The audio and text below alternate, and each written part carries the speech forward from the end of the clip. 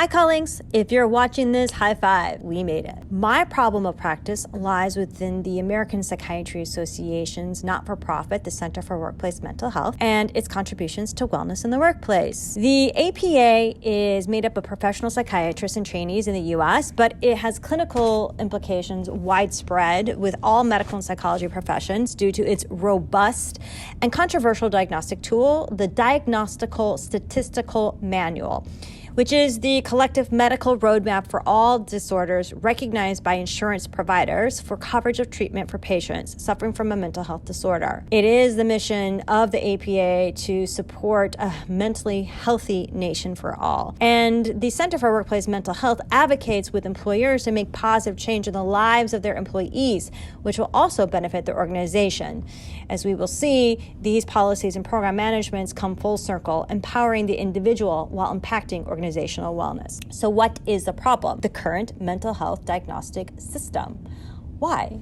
First, because there's not an official disorder labeling the root cause of work. From a cultural standpoint, this places accountability of workplace-induced trauma on the individual instead of the systemic roots that cause it. And second, by placing the onus on the employee instead of on the organization causing it, it perpetuates the mental health stigma for seeking help and financial hardship on the individual who develops the disorder. But don't take my word for it. Mobbing, which is where individuals in an organization are repeatedly verbally harassed through aggressive words, sarcasm, slander, or social isolation at the workplace, report over time the mental health problems that come. In 2019, research by Tater and Yüksel explicitly connect employees experiencing increased levels of anxiety, sleep problems, irritability, depression, loss of concentration, and somatic disorders that all can lead to post-traumatic stress disorders to experiences of mobbing in their companies. And then Brandolo found across 8 nationwide sites of 259 medical examiners in 2018 that workplace stressors negatively impact social cognitive mental health through primary and vicarious exposures. And then to back it all up, the World Health Organization agrees when they made burnout an official syndrome in 2019. They cited that burnout is a result from chronic workplace stress that has not been successfully managed.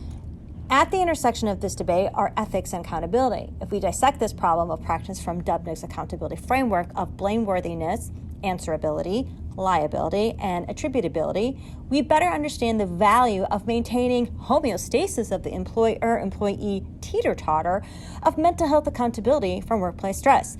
It could likely be a costly upheaval to organizations financially, socially, and legally should they be held accountable for how their processes and culture are attributable to an employee's decline of mental health. And yet, as we see from the APA, when organizations don't have a pulse check on how their business practices and culture impact their employees, the results are negative. Decreased levels of work efficacy and satisfaction by employees, increased medical costs to an organization, decreased productivity, increased absenteeism, increased disability leave. So the question begs, which is more costly to an organization? My solution is that the APA declare an official workplace PTSD diagnosis that would clearly label the root cause of symptoms and puts the accountability of an employee's mental health decline on the organization when an employee is diagnosed with this disorder. This will send shockwaves across the Bronfenbrenner ecological systems and may completely reverse how the macro system perceives mental health.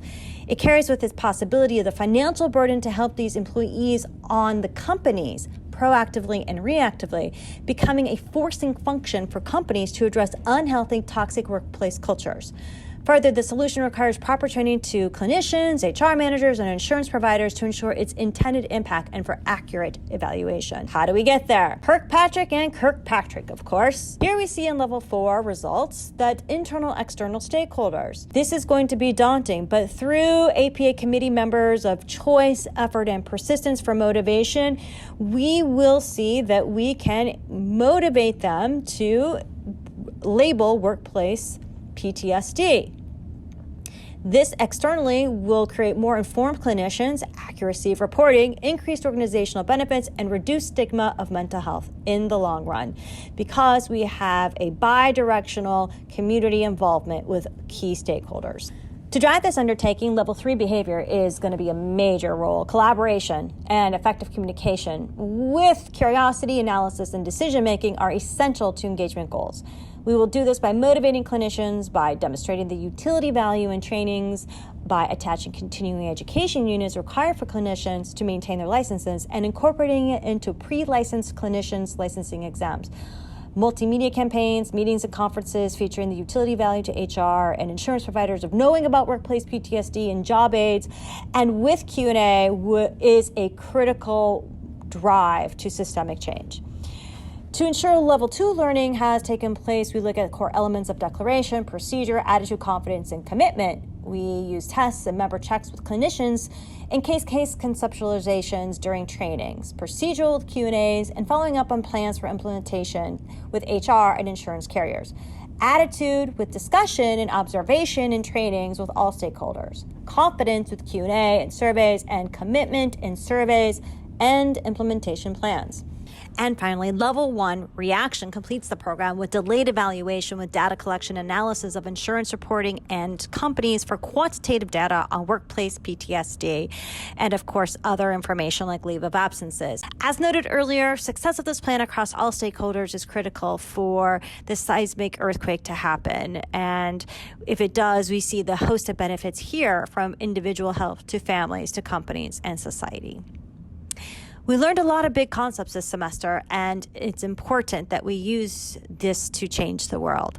But I know for sure that it's only through a gentle way that we can shake the world. A goal alone is not a plan. An individual's behavior expresses their beliefs and commitments more than their words. We must motivate people by addressing their needs and to let them be heard.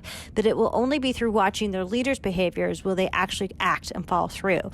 And that, until then, a goal with a plan is nothing but words on paper. And now it's your turn. How do you unpack the questions here, and how has it impacted you?